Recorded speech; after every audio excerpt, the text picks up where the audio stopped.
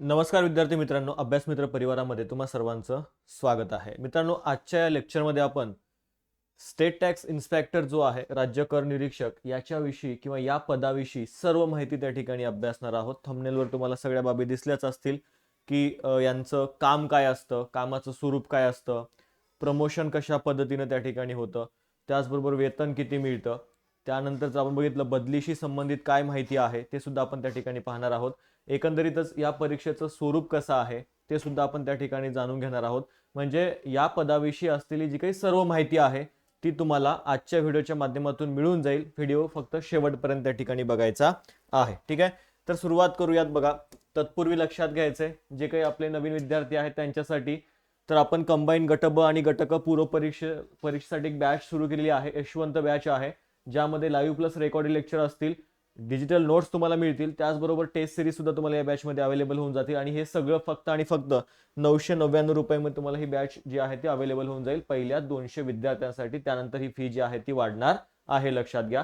अनुभवी शिक्षकांची टीम आहे, त्याचबरोबर कालावधी 4 महिने असणार आहे. बॅच बद्दल जर अधिक इन्फॉर्मेशन हवी असेल तर खाली कॉन्टॅक्ट नंबर दिला, त्यावर तुम्ही अधिक इन्फॉर्मेशन घेऊ शकता. ही बॅच कुठे भेटेल तर आपला अभ्यास मित्र नावाचं ऍप्लिकेशन आहे, ते ऍप्लिकेशन तुम्ही इन्स्टॉल करा. त्यावर तुम्हाला ही बॅच जी आहे ती अभ्यासाला भेटणार आहे. प्ले स्टोरवर तुम्हाला हे ऍप्लिकेशन मिळून जाईल. पुढे जाऊयात. आता सुरुवातीला आपण त्या ठिकाणी शैक्षणिक अर्हता नेमकी काय लागते किंवा शैक्षणिक पात्रता नेमकी काय लागते ते पाहूयात. बघा, एसटीआय पद असेल किंवा कंबाईन मध्ये असणारे जी काही इतर पद आहेत त्यासाठी ही अर्हता तुम्हाला लक्षात घ्यायची आहे. आता एसटीआय साठी जर आपण बघितलं, शैक्षणिक पात्रता जी आहे ती काय लागते, मान्यता प्राप्त जी काही विद्यापीठ आहे, मान्यता प्राप्त जी काही विद्यापीठ आहे त्या मान्यता प्राप्त विद्यापीठाकडून काय पाहिजे तर त्या विद्यापीठाची पदवी तुम्ही मिळवलेली पाहिजे. ठीक आहे, मान्यता प्राप्त विद्यापीठाची पदवी किंवा महाराष्ट्र शासनाने विहित केलेल्या समतुल्य अर्हता त्या ठिकाणी त्या उमेदवाराने पात्र तो उमेदवार त्या ठिकाणी असणं गरजेचं आहे, लक्षात घ्या. आता बरेचसे विद्यार्थी जे आहेत ते मुक्त विद्यापीठामधून सुद्धा काय करतात तर डिग्री पूर्ण करतात त्यासाठी किंवा पदवी पूर्ण करतात, त्यांना सुद्धा हा फॉर्म भरता येतो, हे लक्षात घ्यायचं आहे. ठीक आहे, म्हणजे तुम्हाला लक्षात घ्यायचं आहे की तुमची मुक्त विद्यापीठाची डिग्री असेल तरी सुद्धा ती चालणार आहे, हे तुम्हाला इथे लक्षात घ्यायचं. ठीक आहे, मान्यताप्राप्त विद्यापीठाची पदवी असणं गरजेचं आहे. त्याचबरोबर तुम्हाला मराठी भाषेचं ज्ञान असणं आवश्यक आहे. यस, मराठी भाषेचं ज्ञान सुद्धा असणं आवश्यक आहे. त्याचबरोबर बघा, काही महत्त्वाच्या बाबी आहेत. आता जे विद्यार्थी पदवीच्या शेवटच्या वर्षाला आहेत अशांना सुद्धा काय करता येतो, या परीक्षेचा फॉर्म भरता येतो. बघा, मी काय म्हणतोय, ज्यांची डिग्री पूर्ण झाली नाही, जे विद्यार्थी शेवटच्या वर्षाला आहेत त्यांना सुद्धा या परीक्षेचा फॉर्म भरता येतो. मात्र ज्या वेळेस मुख्य परीक्षा असते त्यावेळेस तुमची डिग्री पूर्ण झाली पाहिजे. ठीक आहे, अपियर म्हणून तुम्ही थर्ड इयरला फॉर्म भरू शकता आणि तुम्ही थर्ड इयरला फॉर्म भरलात, प्रिलिम्स दिली, त्यानंतर तुमचा मेन्सचा रिझल्ट आला आणि ज्यावेळेस मेन्सचे फॉर्म भरायचे असतात त्यावेळेस तुम्हाला काय पाहिजे, तुमची डिग्री पूर्ण पाहिजे. हे सुद्धा इथे तुम्हाला ध्यानात घ्यायचं आहे. ठीक आहे, तर हे सुद्धा महत्त्वाचं आहे की तुम्ही पदवीच्या शेवटच्या वर्षाच्या परीक्षेस बसलेले उमेदवार पूर्व परीक्षेच्या प्रवेशासाठी पात्र असतील, परंतु मुख्य परीक्षेकरिता अर्हता प्राप्त ठरलेल्या मुख्य परीक्षेच्या प्रवेशासाठी विहित पद्धतीने आवश्यक अर्ज किंवा माहिती सादर करण्याची अंतिम दिनांकापर्यंत पदवी परीक्षा उत्तीर्ण होणं अनिवार्य असेल. यस, म्हणजे फॉर्म भरण्याच्या आधी तुम्ही तुमची पदवी पूर्ण केली पाहिजे, मुख्य परीक्षेचा फॉर्म. ठीक आहे, पूर्व परीक्षेसाठी तुम्ही फॉर्म भरू शकता, परीक्षा देऊ शकता, मात्र मुख्य परीक्षेमध्ये तुम्हाला डिग्री गरजेची आहे. आणि ती तुम्ही रेग्युलर केला असेल किंवा तुम्ही मुक्त विद्यापीठातून केला असेल तर काही प्रॉब्लेम नाही, हे इथे लक्षात घ्या. आता वयोमर्यादा काय आहे एसटीआय पदासाठी ते आपण जाणून घेऊयात. ठीक आहे, राज्य कर निरीक्षक लक्षात घ्यायचा आहे. तर बघा, किमान वयोमर्यादा जी आहे ती 18 इतकी आहे. अमागास उमेदवारांसाठी कमाल वयोमर्यादा 38 आहे. मागासवर्गीय उमेदवारासाठी किंवा अनाथ असतील यांच्यासाठी 43 इतकी वयोमर्यादा आहे. आणि पुढे जर आपण बघितलं, जे काही प्रावीण्यप्राप्त खेळाडू आहेत, ज्यांचं स्पोर्ट प्रमाणपत्र ज्यांच्याकडे आहे अशा विद्यार्थ्यांसाठी जर आपण बघितलं, अमागास विद्यार्थ्यांसाठी 43 आहे, मागासवर्गीयांसाठी सुद्धा 43 वर्ष वयोमर्यादा आपल्याला पाहायला मिळते. त्यानंतर बघा, माजी सैनिक असतील, आणीबाणी व अल्पसेवा राजधिष्ठित अधिकारी असतील त्यांच्यासाठी वयोमर्यादा किती आहे, अमागाससाठी 43 आहे आणि मागासवर्गीयांसाठी सुद्धा 43 इतकी आहे. मात्र जे काही दिव्यांग उमेदवार आहेत ते दिव्यांग उमेदवार त्यांच्या वयाच्या 45 वर्षापर्यंत काय करू शकतात, तर ही एक्झाम देऊ शकतात, लक्षात घ्या. ठीक आहे, तर बाबी लक्षात घ्या. कमीत कमी वय तुमचं 18 पाहिजे आणि कमाल जर आपण बघितलं तर अमागास उमेदवारांसाठी 38 आहे आणि मागासवर्गीयांसाठी ते किती आहे, 43 इतका आहे, लक्षात घ्यायचं. आणि जे काही दिव्यांग असतील त्यांच्यासाठी 45 वर्षापर्यंत तुम्ही फॉर्म भरू शकता. ठीक आहे, ह्या बाबी सुद्धा लक्षात घ्यायचं की वयोमर्यादा या पदासाठी आपल्याला सांगता येते. पुढे जाऊयात. परीक्षेचं स्वरूप कशा पद्धतीचं आहे, ही परीक्षा नेमकी कशी होते, किती गुणांची होते, मेन्स कशी असते, ह्या सगळ्या बाबी आपण त्या ठिकाणी पाहणार आहोत. बघा, संयुक्त पूर्व परीक्षा जर आपण बघितलं तर पूर्व परीक्षेचं स्वरूप जे आहे ते आपण त्या ठिकाणी बघणार आहोत. सामान्य क्षमता चाचणी त्या ठिकाणी असते. विषय जर आपण बघितला आणि प्रश्नांची संख्या किती असते, 100 प्रश्न तुम्हाला त्या ठिकाणी असतात आणि एकूण गुण सुद्धा तुम्हाला किती असतात, 100च गुण असतात. म्हणजे प्रत्येक प्रश्नाला काय असतो, 1 गुण. 100 प्रश्न 100 गुण असतात आणि पदवीचा दर्जा असतो, लक्षात घ्या, परीक्षेचा. माध्यम कसं असतं, मराठी आणि इंग्रजी अशा दोन्ही माध्यमातून ही परीक्षा देता येते. किंवा जर तुम्ही परीक्षेतला पेपर जर बघितला असेल तर वर काय असतो, मराठी प्रश्न असतो, खाली तोच प्रश्न इंग्लिश मधून त्या ठिकाणी असतो. म्हणजे दोन्ही ऑप्शन आहेत, मराठी आणि इंग्रजी माध्यमातून ही परीक्षा देता येते. आता कालावधी काय आहे परीक्षेचा, तर 1 तास कालावधी आहे, लक्षात घ्या. 1 तासामध्ये तुम्हाला काय करावं लागतात, हे 100 प्रश्न जे आहेत ते सोडवावे लागतात. 1 तासामध्ये 100 प्रश्न सोडवावे लागतात. आणि प्रश्नपत्रिकेचं स्वरूप कसं असतं, वस्तुनिष्ठ बहुपर्यायी. म्हणजेच काय, परीक्षेचा पॅटर्न तुमचा कसा आहे, एमसीक्यू पॅटर्न आहे. ठीक आहे, एमसीक्यू पॅटर्न आहे, लक्षात घ्या. 100 एमसीक्यू असतात. 1 तासामध्ये 100 एमसीक्यू सोडायचे असतात आणि प्रत्येक प्रश्नाला 1 मार्क असतो. असे 100 प्रश्नासाठी 100 गुण या परीक्षेचे आपल्याला पाहायला मिळतात. कोणत्या, पूर्व परीक्षा. पूर्व परीक्षा तुम्हाला लक्षात घ्यायची आहे. आता ही जी काही पूर्व परीक्षा आहे ती कंबाईन होते, लक्षात घ्या. पीएसआय एसटी असिस्टंट किंवा त्याच्यामध्ये काही पदं सुद्धा ऍड करण्यात आली आहेत. ही परीक्षा कशी होते, कंबाईन होते. त्यामुळे पीएसआय एसटीआय एसओ याच्यासाठी जर आपण बघितलं तर एकच परीक्षा आहे, लक्षात घ्या. ठीक आहे, ही एकच परीक्षा आपल्याला पाहायला मिळते. आणि मात्र पुढे जर आपण गेलो, मेन्स जी आहे, मेन्स विषयी त्या ठिकाणी आपण जाणून घेणार आहोत. आता जे विद्यार्थी प्रिलिम्स पात्र होतील, प्रिलिम्स उत्तीर्ण होतील, जो काही कट ऑफ लागेल त्या कट ऑफ मध्ये ते बसतील, अशा विद्यार्थ्यांना पुढे काय आहे, मग मुख्य परीक्षा त्या ठिकाणी देता येते. मुख्य परीक्षेचं स्वरूप सुद्धा आपण त्या ठिकाणी जाणून घेणार आहोत. बघा, मुख्य परीक्षेमध्ये तुम्हाला 2 पेपर असतात, पेपर 1, पेपर 2 हे तुम्हाला लक्षात घ्यायचं आहे.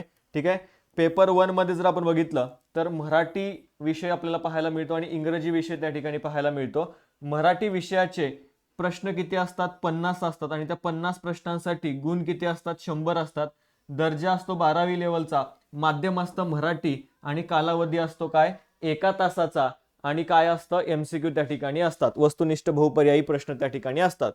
आता इंग्रजी जर आपण बघितलं, इंग्रजीचे सुद्धा 50 प्रश्न आहेत, गुण किती आहेत, 100 गुण आहेत. दर्जा मात्र इथं काय आहे, पदवीचा आहे. माध्यम कोणता आहे, इंग्रजीचा असेल. ठीक आहे, 1 तास वेळ असेल आणि वस्तुनिष्ठ बहुपर्यायी प्रश्न म्हणजेच एमसीक्यू त्या ठिकाणी असतील. मराठी आणि इंग्रजी व्याकरणाशी संबंधित तुम्हाला ह्या बाबी लक्षात घ्यायचे आहेत. प्रत्येकी 50-50 प्रश्न आणि एका प्रश्नाला 2 गुण लक्षात घ्यायचे, एका प्रश्नाला 2 गुण. ठीक आहे, कारण की ही एक्झाम जी आहे यामध्ये जर आपण बघितलं 200 तुम्हाला प्रश्न असतील आणि 200 प्रश्न आणि 200 प्रश्नाला गुण किती असतील, तर 400 गुण असतील, लक्षात घ्या. 400 गुण म्हणजे एका प्रश्नाला 2 गुण तुमच्या इथे लक्षात घ्यायचे आहे. ठीक आहे, परीक्षा कितीची आहे ही मुख्य परीक्षा, 400 मार्काची आहे. प्रिलिम्स 100 मार्काची होती, मुख्य परीक्षा 400 मार्काची आहे. त्यामध्ये मराठी आणि इंग्रजीचे 100 प्रश्न आहेत आणि प्रत्येकी जर आपण बघितलं तर काय आहेत, 100 प्रश्नासाठी 200 गुण आहेत, लक्षात घ्या. त्यानंतर बघा, सामान्य अध्ययन पेपर 2 आपण बघूयात. सामान्य अध्ययन आणि बुद्धिमत्ता चाचणी असते. यामध्ये 100 प्रश्न असतात आणि प्रत्येक प्रश्नासाठी 2 गुण म्हणजेच 100 प्रश्नासाठी 200 गुण आपल्याला याच्यामध्ये पाहायला मिळतात. दर्जा पदवी असतो, मराठी आणि इंग्रजी माध्यम तुम्हाला याचं मिळून जाईल. 1 तास वेळ असतो आणि बहुपर्यायी म्हणजे वस्तुनिष्ठ बहुपर्यायी एमसीक्यू पॅटर्न त्या ठिकाणी तुम्हाला याच्यामध्ये अभ्यासायला म्हणजे पाहायला मिळेल. ठीक आहे, तर अशा पद्धतीनं एकूण प्रश्न झालेले आहेत 200 आणि एकूण गुण किती झालेले आहेत, 400. म्हणजे 200 प्रश्न आणि त्या 200 प्रश्नाला गुण किती आहेत, 400 गुण आपल्याला या ठिकाणी पाहायला मिळतात. तर हे लक्षात घ्या, अशा पद्धतीचं हे मुख्य परीक्षेचं काय आहे, स्वरूप आहे. प्रिलिम्स जे कोणी त्या ठिकाणी पास करतील त्यांना या मुख्य परीक्षेला त्या ठिकाणी बसता येईल. आता कट ऑफ जो आहे तो वेगवेगळ्या पदाचा वेगवेगळ्या त्या ठिकाणी लागतो. एसटीआय असेल, एसओ असेल किंवा हे जे काही PSI असेल सगळ्यांचा कट ऑफ जो आहे तो वेगवेगळा त्या ठिकाणी लागतो, लक्षात घ्या. ठीक आहे, मुख्य परीक्षेसाठी. आता निगेटिव्ह मार्किंग आहे का? निगेटिव्ह मार्किंग सुद्धा आहे, लक्षात घ्या. निगेटिव्ह मार्किंग सुद्धा तुम्हाला इथं पाहायला मिळते. वस्तुनिष्ठ बहुपर्यायी स्वरूपाच्या उत्तरपत्रिकांचे मूल्यांकन करताना उत्तरपत्रिकेत नमूद केलेल्या योग्य उत्तरांनाच गुण दिले जातील. म्हणजे इथे तुम्हाला लक्षात घ्यायचं आहे काय, तर जे काही इथं गुण आहेत, मूल्यांकन करताना उत्तरपत्रिकेत नमूद केलेल्या योग्य उत्तरांनाच गुण त्या ठिकाणी दिले जातील, हे लक्षात घ्यायचे. आणि प्रत्येक चुकीच्या उत्तरामागे तुम्हाला इथं लक्षात घ्यायचंय 25% किंवा 1/4 एवढे गुण जे आहेत ते एकूण गुणांमधून वजा त्या ठिकाणी केले जाणार आहेत. हा भाग तुम्हाला इथे लक्षात घ्यायचा आहे. आता 1/4 जो काही निगेटिव्ह मार्किंग सिस्टीम आहे म्हणजे काय, तर बघा 5 प्रश्न आहेत. ठीक आहे, किती? 5 प्रश्न आहेत. 5 प्रश्न आहेत आणि या 5 प्रश्नांपैकी जर तुमचे 4 चुकले, ठीक आहे, 4 चुकले तर आणि 5वा तुमचा बरोबर आला असेल तर हे सुद्धा काय होऊन जाईल, तो मार्क जो आहे तो त्या ठिकाणी तुम्हाला मिळणार नाही, लक्षात घ्या. म्हणजे 4 प्रश्न चुकले की तुमचा 1 गुण जाईल, हे तुम्हाला इथे लक्षात ठेवायचंय. 4 प्रश्न चुकले की 1 तुमचा बरोबर आला त्याच्यामधला गुण या ठिकाणी मायनस होणार आहे. ठीक आहे, निगेटिव्ह मार्किंग सिस्टीम आपल्याला या परीक्षेमध्ये पाहायला मिळते. एखाद्या प्रश्नाची एकापेक्षा अधिक उत्तरं दिली असल्यास अशा प्रश्नांचं उत्तर चुकीचं समजण्यात येऊन त्या प्रश्नाच्या उत्तराकरिता 1/4 एवढे गुण एकूण गुणांमधून वजा करण्यात येतील.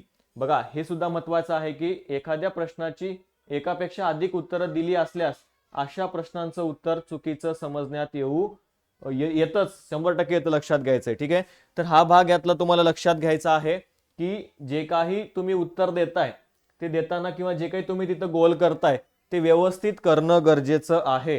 तो भाग व्यवस्थित करणं गरजेचं आहे, बघून त्या ठिकाणी करणं गरजेचं आहे. एकाच आपण त्या ठिकाणी पर्यायांपैकी 2 त्या ठिकाणी गोल करायचे नाहीत किंवा एखादा चुकला म्हणून त्याला कट करून त्याच्यातला तिसरा पर्याय तुम्हाला त्या ठिकाणी तुम्ही निवडू शकत नाही. जे गोल केलं ते गोल राहू द्या, बरोबर आलं तर बरोबर, नाही तर त्या ठिकाणी असंही ते चुकणारच आहे किंवा बरोबर तरी त्या ठिकाणी येऊ शकतं. एखादा एक पर्याय तुमच्या समोर त्या ठिकाणी राहील. आता एखादा प्रश्न अनुत्तरित असेल तर अशा प्रकरणी नकारात्मक गुणांची पद्धत लागू असणार नाही.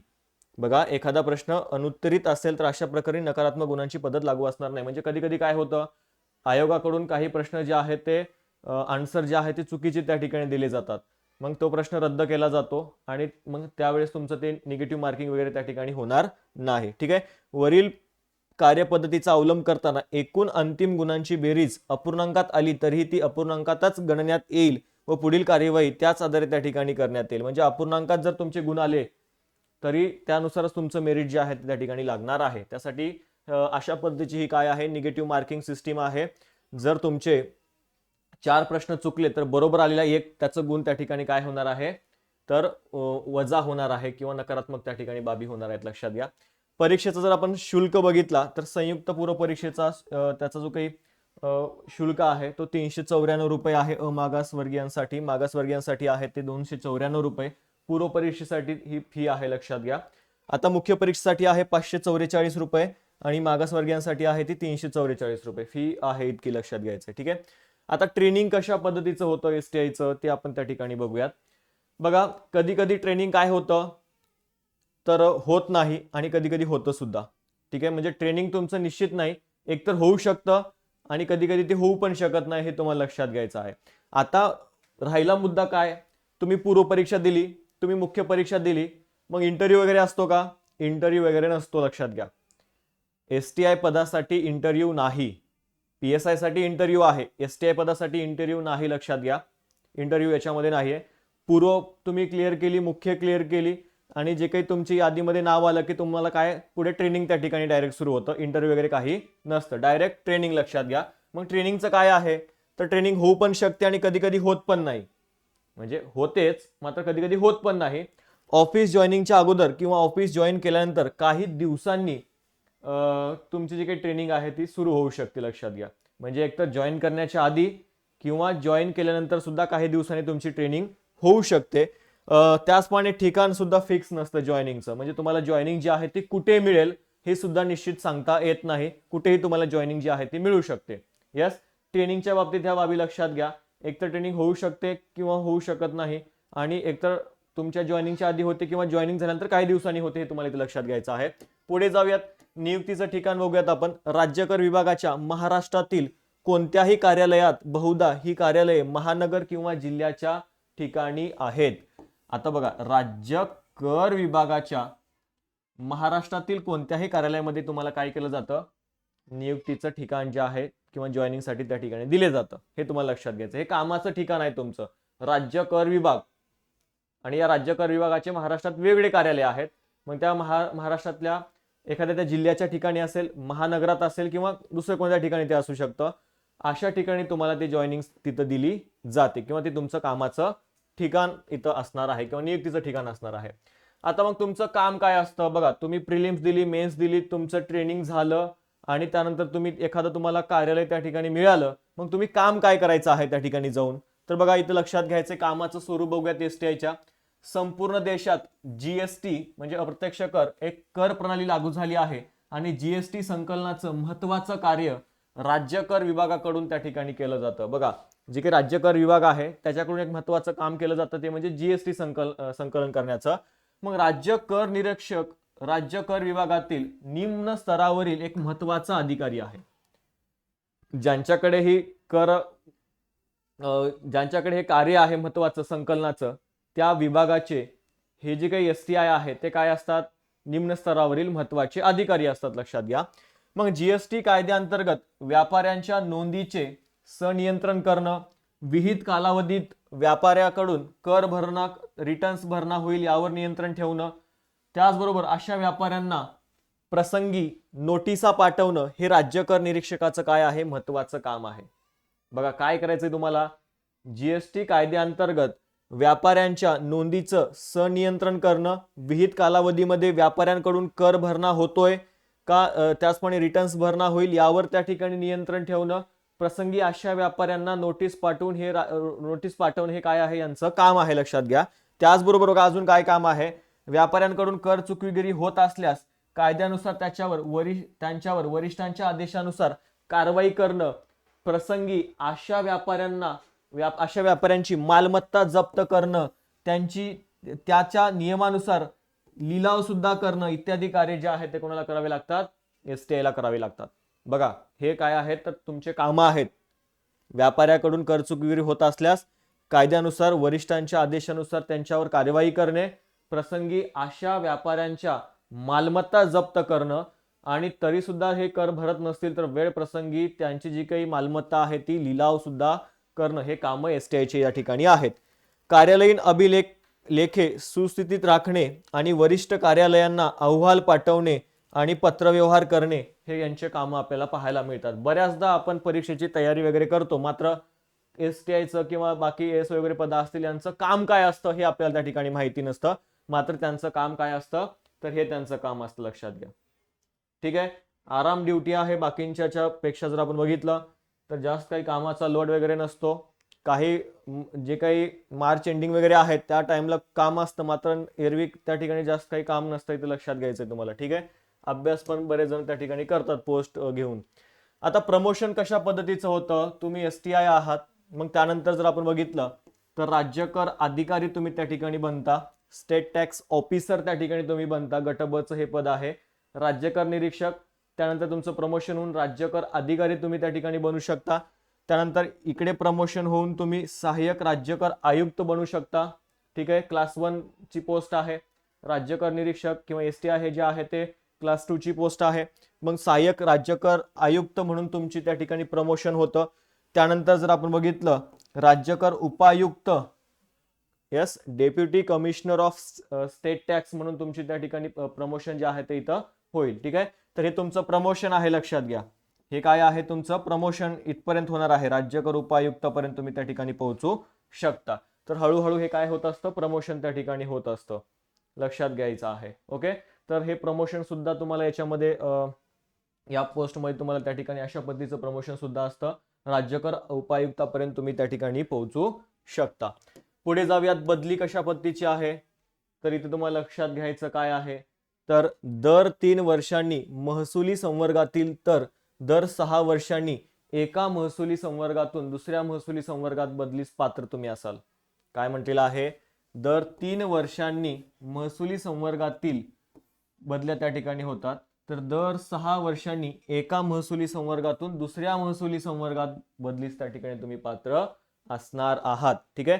तर ह्या बाबी इथल्या तुम्हाला लक्षात घ्यायच्या आहेत. बदलीशी संबंधितल्या ह्या बाबी आपल्याला सांगता येतात. ओके. तर ही जी काही महत्वाची इन्फॉर्मेशन होती ती आपण त्या ठिकाणी अभ्यासलेली आहे. टायपिंग सर्टिफिकेट वगैरे काही लागत नाही. टायपिंग सर्टिफिकेट तुम्हाला गटकच्या एक्झामला त्या ठिकाणी लागतं. या परीक्षेमध्ये टायपिंग सर्टिफिकेट वगैरे लागत नाही. हे सुद्धा तुम्हाला इथे ध्यानात घ्यायचं आहे. ओके. तर जी काही महत्वाची माहिती होती ती तुमच्यापर्यंत मी पोहोचवलेली आहे. बाकी इतर जे काही पदं आहेत त्यांच्या पदांविषयी सुद्धा मी वेगवेगळी माहिती जी आहे ती तुमच्यापर्यंत आणणार आहे. नवीनच आपण ही सिरीज त्या ठिकाणी आणलेली आहे की बऱ्याचदा आपण अभ्यास करताना त्या पदांविषयी सुद्धा आपल्याला काही गोष्टी माहिती नसतात. ते माहिती व्हावी, काय काम असतं, परीक्षेचं स्वरूप काय असतं, त्याचबरोबर जर आपण बघितलं किती मार्क्सची एक्झाम असते, इंटरव्ह्यू असतो का नसतो, ह्या सगळ्या बाबी माहिती असणं गरजेचं आहे. तर हे जी काही माहिती होती ती आपण त्या ठिकाणी बघितलेली आहे. आता अभ्यासक्रम जो आहे पूर्व आणि मुख्य परीक्षेचा विषय सारखेच आहेत, पण मुख्य परीक्षेला 2 विषय थोडेसे वेगळे असतात. तेवढे जर आपण केले व्यवस्थित तर मग मेन्स जे आहे ते आपल्या ठिकाणी देता येते व्यवस्थितरित्या. मग जो काही अभ्यासक्रमाचा जो काही व्हिडिओ आहे तो आपण डिटेलमध्ये घेणार आहोत, तो वेगळा घेणार आहोत, लक्षात घ्या. ओके. तर ज्या काही महत्त्वाच्या बाबी होत्या त्या आपण या ठिकाणी अभ्यासलेल्या आहेत. जर तुम्हाला त्या ठिकाणी एक योग्य मार्गदर्शन हवं असेल, जो काही सिलेबस आहे आयोगाचा त्यानुसार जर तुम्हाला अभ्यास करायचा असेल तर ही बॅच तुमच्यासाठी फायदेशीर असणार आहे. कंबाईन गटब आणि गटक पूर्व परीक्षेसाठी आपण ही बॅच सुरू केलेली आहे, यशवंत बॅच. लाईव्ह लेक्चर असतील, टेस्ट सिरीज असतील, रेकॉर्डेड लेक्चर असतील आणि डिजिटल नोट्स तुम्हाला या बॅचमध्ये उपलब्ध होऊन जातील. फी आहे 999 पहिल्या 200 विद्यार्थ्यांसाठी. कारण की सध्या जर आपण फी बघितलं 3000 आहे, मात्र आपण डिस्काउंट ऑफर ठेवलेली आहे. कालावधी 4 महिन्याचा असेल आणि एक अनुभवी टीम जी आहे ती तुम्हाला या ठिकाणी सर्वजण शिकवणार आहेत. त्याचबरोबर जर तुम्हाला काही अधिक इन्फॉर्मेशन हवी असेल तर खाली कॉन्टॅक्ट नंबर दिलाय, त्यावर सुद्धा तुम्ही कॉल करून इन्फॉर्मेशन घेऊ शकता. आपलं अभ्यास मित्र नावाचं ॲप्लिकेशन आहे, प्ले स्टोरवरून डाउनलोड करा. त्यावर तुम्हाला ती बॅच जी आहे ती अभ्यासायला मिळून जाईल. तिथं तुम्ही रिव्ह्यू सुद्धा बघू शकता ॲप्लिकेशनमध्ये कशा पद्धतीचे रिव्ह्यू आहेत आपल्या स्टुडंटनी दिलेले. त्यानुसार तुम्ही त्या ठिकाणी बॅच जी आहे ती घेऊ शकता. ठीक आहे. तर थांबूयात, भेटूयात नेक्स्ट व्हिडिओमध्ये. जर हा तुम्हाला व्हिडिओ आवडला असेल, माहिती आवडली असेल तर नक्कीच कमेंटमध्ये सर्वांनी कळवायचं आहे. Thank you so much. धन्यवाद.